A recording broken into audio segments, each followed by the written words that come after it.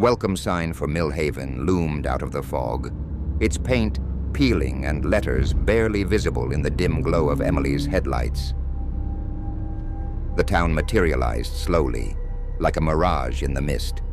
Streetlights flickered weakly, casting an unnatural, pulsing glow over empty roads and shuttered storefronts. Emily's car crawled down the main street, the only movement in a place that seemed frozen in time. Hello? Hello? Hello? She called out, rolling down her window. Her voice echoed back at her, unnaturally loud in the stillness. No response came. In the distance, a neon sign buzzed erratically, advertising a gas station. Emily felt a surge of relief, quickly tempered by an inexplicable sense of dread. As she approached, the unnatural quiet of the town began to sink in. No late-night wanderers, no cars passing by. Not even the sound of crickets broke the silence. She pulled up to the gas pump, her headlights sweeping across the station's lot. What she saw made her pause. Parked at odd angles were cars that seemed plucked from different eras. A gleaming 1950s Chevrolet, a boxy 1980s station wagon, and even a few modern sedans. All were coated in a thick blanket of dust, as if they hadn't moved in years. What is this place? Emily muttered, her hands shaking slightly as she reached for the door handle. Stepping out of her car, the cool night air raised goosebumps on her skin. The gas pump remained stubbornly unresponsive, its digital display dark and lifeless. A sign on the convenience store door caught her eye. "Please pay inside." Taking a deep breath, Emily pushed open the door. A bell jingled overhead, the sound unnaturally loud in the quiet store. As she entered, her forehead smacked against a low-hanging metal sign. Ouch! She hissed, rubbing the spot where a lump was already forming. Dust-covered shelves lined the walls, stocked with products whose packaging looked oddly outdated. An old radio sat on the counter, crackling faintly with static. Hello? Emily called out again, her voice sounding small in the empty space. Only silence answered her. As she approached the counter, her foot caught on a loose floorboard.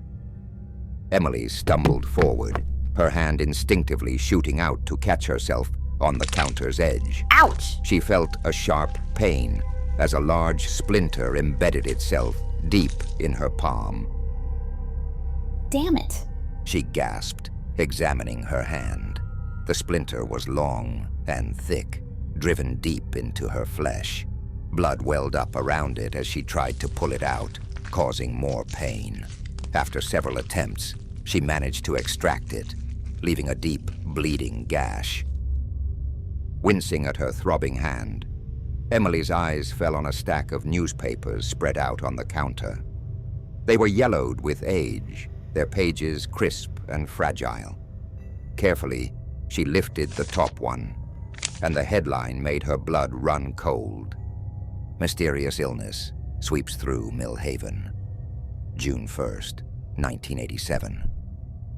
Her heart racing, Emily flipped to the next paper. Quarantine, ordered as illness spreads. June 8th, 1987. And finally, the most recent paper, dated exactly 37 years ago to the day. Entire town vanishes overnight.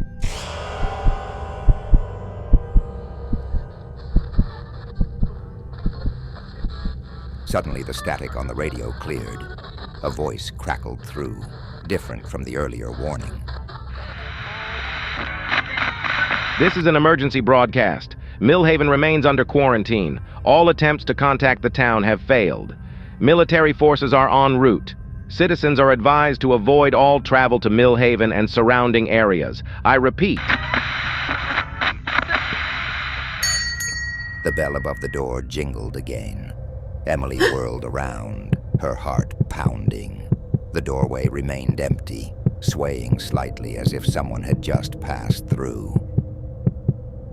A cold draft swept through the store, rustling the newspapers and sending a shiver down Emily's spine. She stumbled back, knocking into a shelf. A few dusty cans clattered to the floor, the sound impossibly loud in the silence that followed. Emily's mind reeled from what she'd seen and heard. Her gaze darted between the swaying door and the ominous newspapers. Little did she know, her ordeal in Millhaven was only beginning.